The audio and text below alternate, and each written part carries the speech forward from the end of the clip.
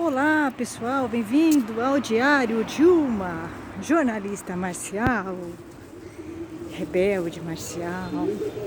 Gente, eu tô na minha caminhada noturna. Como eu já falei, adoro andar à noite na rua. Então, quando eu posso, eu faço isso. E gosto de fazer o programa. Eu acho, gente, assim, depois que você passa, tem momento, tem dia que eu tô bem, tem dia que eu tô mal. Então o programa varia, tá? Meu temperamento muda, mas assim, eu tô tranquila, né? Quer dizer, bem, eu não tô, né? Essa questão do luto, é um luto, né? Você perdeu um pai, tragicamente, um pai maravilhoso que eu tinha, né? Um pai maravilhoso. Se eu voltasse na vida, voltasse numa outra vida e fosse para escolher um pai, eu escolher o mesmo pai que eu tive, um pai maravilhoso. Então é difícil, né? O meu pai, ele era um equilíbrio para mim, né? Quando você perde uma pessoa, você vai dar mais valor para ela e vai entender melhor, né? Quem ela era. Infelizmente, que a gente perde, a gente dá mais valor para as pessoas. Eu sempre gostei muito do meu pai, cuidei muito dele, sempre fui extremamente obsessiva no cuidado com ele. E aí você se sente culpada, né, por não ter salvado seu pai. Esse é um problema que eu vou carregar e que eu tenho que lidar sempre, né? Por ter levado ele lá naquele hospital, teve aquelas infecções. Essa é uma dor, né, que eu carrego, vou ter que carregar e vou ter que trabalhar isso. A arte marcial tem sido uma viagem para mim hoje, claro, depois que eu passei por tudo isso, né, a perda de um pai, isso aí acaba com uma pessoa, né? Você é obrigada a evoluir muito rápido quando você perde uma pessoa muito amada, né? Então você começa a pôr na balança muitas coisas que antes você brigava, achava, né, reclamava e tal. Você começa a falar, não, isso aí não é tudo isso, né? Tem coisas muito piores do que isso. Perder um pai e uma mãe não tem nem como comparar, né? Não tem coisa pior. Na minha opinião, não tem coisa pior, né? Você perder um familiar, um pai, uma mãe, uma irmã, né? Então, depois que aconteceu isso com meu pai, eu mudei bastante. Eu tô mudando bastante. Cada dia que passa eu mudo. Você começa a ver coisas, você começa a falar, nossa, eu brigava por causa de coisas que não tem sentido nenhum, né?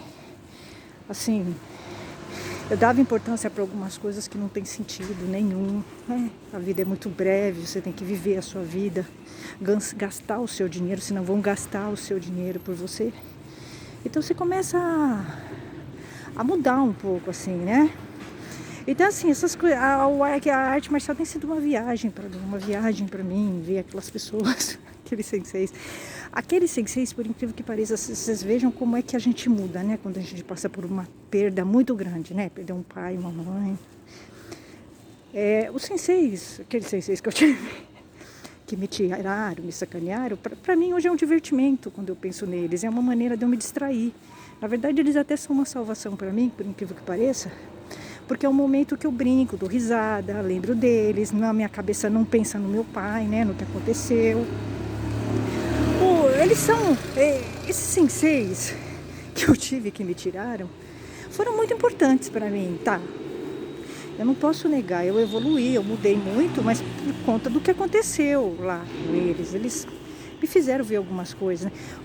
Alguns senseis, algumas pessoas que passaram pela minha vida na arte marcial tiveram muita importância. Por incrível que pareça, e por mais irônico que eu vá dizer isso para vocês, o sensei Rick Sabin Grosso teve uma importância muito grande para mim, tá? É muito irônico dizer isso, mas é a pura verdade, né? Ele fez uma diferença porque ele é um enigma, né? O sensei Rick Sabin Grosso é um enigma. Eu não sei exatamente se ele realmente é sociopata, tá? Porque ele sempre me passou uma imagem de uma pessoa muito emotiva, muito emocional, tá? Então eu não sei se é fingimento ou se ele realmente é uma pessoa muito emocional, muito emotiva, tá? Ele sempre foi um enigma para mim e ele foi uma pessoa muito assim marcante para mim, tá? Na minha trajetória no Aikido. Por incrível que pareça, ele ficou 4 meses só. Eu tive um contato com ele 4 meses. Mas a raiva, né, dos 5 anos que eu fiquei mastigando ele, foi uma vivência. Foi como se eu tivesse vivido, né? Um relacionamento com ele, tivesse estado no dojo dele tudo isso de tempo, né? Porque eu fiquei conectada com ele, com raiva, claro, xingando. Mas eu aprendi muita coisa com ele, assim. Ele foi uma pessoa muito marcante para mim, porque o que ele fez, né, que foi aquilo, né, me desrespeitou, tudo. Ele me mostrou, ele me deixou alerta. Ele me deixou alerta, né, porque pode acontecer nos dojos, né, como os homens podem agir, né, na trairagem. Ele me deixou alerta, né, ele meio que deu um aviso, assim, tá? Então, foi muito importante. É meio estranho dizer isso, mas ele foi realmente uma pessoa marcante para mim, esse Henrique Salbengoso. Eu nunca realmente tive certeza absoluta se ele é um sociopata ou se ele é realmente uma pessoa muito emocional. Tá, muito emocional e se embanana com a emoção dele. Que pode ser. Eu, na verdade, sempre quis acreditar na segunda opção, de que ele era uma pessoa boa. E ele é uma pessoa muito emocional e que não consegue controlar seus sentimentos e desrespeita pessoas. Ele acaba desrespeitando pessoas por ser assim, tá? E ele é uma pessoa que não consegue administrar a emoção e os sentimentos dele. Eu sempre quis pensar bem dele, assim. Talvez por isso que eu tenha ficado esperando ele me pedir desculpas, né? Porque até eu dei um tempo, né? Eu esperei ele me pedir desculpas, tá? Acho que porque eu sempre acreditei que ele era uma pessoa boa no fundo, né? E eu nunca sei, eu não sei exatamente se ele é um sociopata ou não. Eu sempre tive dúvidas sobre isso. Eu tô vendo os cachorrinhos, gente, adoro o bicho, tá? Adoro, posso nem ver. Uma delícia, bichinho, né? Muito gostoso. Então, eu acho que o Sensei Henrique Salbengrosso, ele é uma mistura de raiva com afeto, tá? Tanto é que eu criei um personagem, ele me ajudou a ficar no Aikido. Eu lembro de algumas coisas que ele falava na aula, que eu achava interessante. Ele tinha umas sacadas, assim, interessantes, né? Eu lembro que uma vez ele falou assim, que quando a gente é pequeno, a gente tem que imaginar que a gente é grande, tá? Mais ou menos isso que ele falou.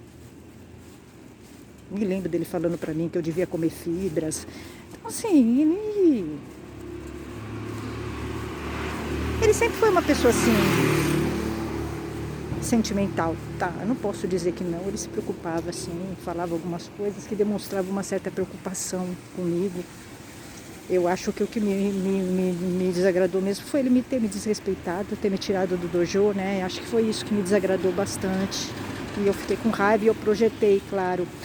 Mas ele sempre me passou uma imagem de uma pessoa sentimental, né? Ao mesmo tempo. Para ser sincera, de todas as pessoas que eu conheci nas artes marciais, ele foi o que mais me marcou, esse Henrique Salbengrosso. Impressionante, né? Como as coisas são, né, ambíguas na vida, né? Ele mais me marcou mesmo. As coisas que ele falava. Gracinha. Com as coisas que ele falava, o jeito dele, aquele jeito engraçado, assim, uma pessoa assim muito exótica, né? Um homem bem estranho, bem exótico para mim. E ele era uma pessoa assim bem espontânea, né? Assim, tipo, ele é bem espontâneo, ele demonstra mesmo os sentimentos dele, né? Ele não esconde. Isso eu achei muito bacana, muito interessante. Ele realmente foi uma pessoa marcante. Eu acho que ele foi a pessoa mais sentimental que eu encontrei no Aikido, nas artes marciais, esse Henrique Salbengoso. A pessoa mais sentimental. Isso me agrada bastante, talvez por isso que eu fale tanto dele e tenha, né, essa certa fixação, né? Porque eu falo bastante dele aqui e ele, provavelmente eu projeto ele, eu devo associar ele com alguém, eu até sei com quem eu associo ele, tá? Então assim, eu acho que eu tenho essa coisa, o projeto, né? Ele foi uma pessoa muito, muito forte para mim. Ele me mostrou muitas coisas, né, com o que ele fez. A gente tem que, de uma certa forma, tentar aprender coisas com as pessoas, sabe? Não é muito fácil. Claro, quando a gente está com raiva, a gente não quer saber disso. Mas passando, a gente tem que tentar tirar algum aprendizado, né, com as pessoas. Porque, como eu falei, né, depois de tudo que houve, A vida é muito breve e acontecem muitas coisas muito piores do que você possa imaginar. É muito pior você perder um pai, né? Muito pior, não tem nem como comparar, né? Perder um pai, perder uma mãe, um sensei te tirar de um dojo, um sensei te desrespeitar. É muito, sabe? É muito, não tem nem o que dizer. Quando você passa por uma coisa muito pior, você vai entender que aquelas coisinhas que você reclamava não eram tão complicadas assim, tá? É isso.